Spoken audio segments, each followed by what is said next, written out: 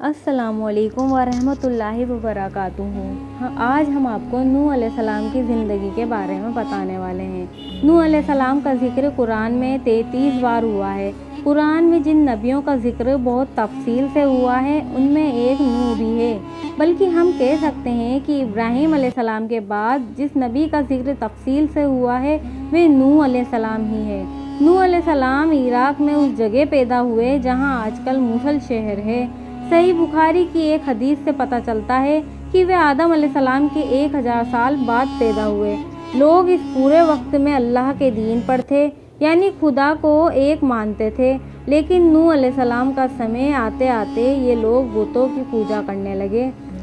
ان کی مورتیوں کے نام جن کا قرآن میں ذکر ہے یہ ہے ود، سوا، یغوث، یعوق، نرس۔ صحیح حدیث سے پتہ چلتا ہے کہ نوح علیہ السلام سب سے پہلے رسول ہے جن کو زمین پر بھیجا گیا، اور انہوں نے آتے ہی لوگوں کو اللہ کی طرف بلانا شروع کر دیا۔ قرآن میں ہے، ہم نے نوح کو اس کی قوم کی طرف بھیجا، اس نے کہا، اے میری قوم والو، اللہ کی عبادت کرو، اس کے علاوہ تمہارا کوئی الہ نہیں، میں تمہارے لیے ایک خوفناک عذاب سے ڈرتا ہوں۔ سورہ 7 الاعراف آیت 59۔ اور ہم نے نوح کو اس کی قوم کی طرف بھیجا تھا، اس نے کہا، میں تمہیں صاف ہوشیار کرنے والا ہوں، یہ کہ تم اللہ کے علاوہ کسی اور کی عبادت نہ کرو، میں تمہارے بارے میں ایک ڈراونے دن کے عذاب سے ڈرتا ہوں۔ سورہ 11 ہود آیت 25-26۔ اور نوح کو اس کی قوم کی طرف بھیجا تو اس نے کہا، اے میری قوم کے لوگو، اللہ کی عبادت کرو، اس کے علاوہ تمہارا کوئی الہ نہیں، کیا تم ڈرتے نہیں؟ سورہ 23 المومنون آیت 23۔ اس طرح نوح علیہ السلام کوئی 950 سال تک اپنی قوم کو اللہ کی طرف بلاتے رہے۔ سورہ 29 عنکبوت آیت 14۔ لیکن ان کی قوم نے ان کی دعوت کا انکار کر دیا۔ نوح کی قوم والوں نے رسول کو جھٹلایا۔ سورہ 26 شعراء آیت 105۔ انہوں نے کہا، کیا ہم تجھ پر ایمان لائے جبکہ نیچ لوگ تیرے چاہنے والے ہیں۔ سورہ 26 شعراء آیت 111۔ ان میں سے پہلے نوح کی قوم والوں نے جھٹلایا، بس انہوں نے ہمارے بندے کو جھٹلایا اور دیوانہ کہا اور اسے ستایا بھی۔ سورہ 54 القمر آیت 9۔ جبکہ نوح علیہ السلام پورے 950 سال تک اپنی قوم کو اللہ کی طرف بلاتے رہے۔ سورہ 26 العنکبوت آیت 14۔ اس کے لیے انہوں نے دن رات ایک کر دیا، لیکن ان کی قوم نے ان کی بات نہیں مانی۔ اس نے کہا، رب، میں نے اپنی قوم والوں کو رات دن تیری طرف بلایا، مگر میرے بلانے پر وہ بھاگتے ہی رہے۔ سورہ 71 نوح آیت 5-6۔ نوح نے کہا، رب، انہوں نے میری نافرمانی کی اور ایسے لوگوں کے پیچھے چلنے لگے جنہوں نے ان کے مال اور اولاد میں بس گھاٹا ہی گھاٹا کیا۔ سورہ 71 نوح آیت 21۔ انت میں نوح علیہ السلام جب تھک گئے تو انہوں نے اپنی قوم کو بد دعا دی، اور نوح نے کہا، رب، تو زمین پر ان اسلام مخالفوں میں کسی بسنے والے کو نہ چھوڑ، اگر تو انہیں چھوڑ دے گا تو یہ تیرے بندوں کو گمراہ کریں گے اور وہ بدکار اور بڑے کافروں کو پیدا کریں گے۔ سورہ 71 نوح آیت 26-27۔ بس اللہ نے ان کو ان کے اپنے گناہوں کی وجہ سے ڈبو دیا۔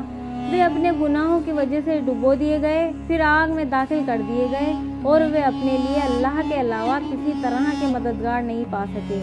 سورہ 71 نوح آیت 25۔ بس جب وہ حد سے آگے بڑھ گئے، نبی کے پیغام کو ٹھکرا دیا، اور نوح علیہ السلام نے اندازہ لگا لیا کہ وہ ایمان لانے والے نہیں ہیں، تب اللہ نے نوح علیہ السلام کو حکم دیا کہ ایک بہت بڑی کشتی تیار کریں۔ تب ہم نے اس کی طرف وحی کی کہ ہمارے دیکھ ریکھ میں اور وحی کے مطابق کشتی تیار کرو، پھر جب ہمارا حکم آ جائے اور تنور ابل پڑے تو ہر ایک مخلوق میں سے ایک ایک جوڑا اس میں لے لیں، اور اپنے گھر والوں کو بھی، سوائے اس کے جس کے خلاف پہلے ہی بات طے ہو چکی ہے، اور ظلم کرنے والوں کے متعلق مجھ سے بات نہ کرنا، وہ ضرور ڈوب کر رہنے والے ہیں۔ سورہ 23 مومنون آیت 27۔ اور پھر زمین پر ایک ایسا طوفان آیا کہ سارے نفوس جو اس وقت زمین پر تھے مٹ گئے۔ پھر اللہ نے نوح علیہ السلام اور ان کے ساتھ جو لوگ کشتی میں سوار تھے سب کو زمین پر دوبارہ آباد کیا، اس لیے نوح علیہ السلام کو دوسرا آدم کہتے ہیں۔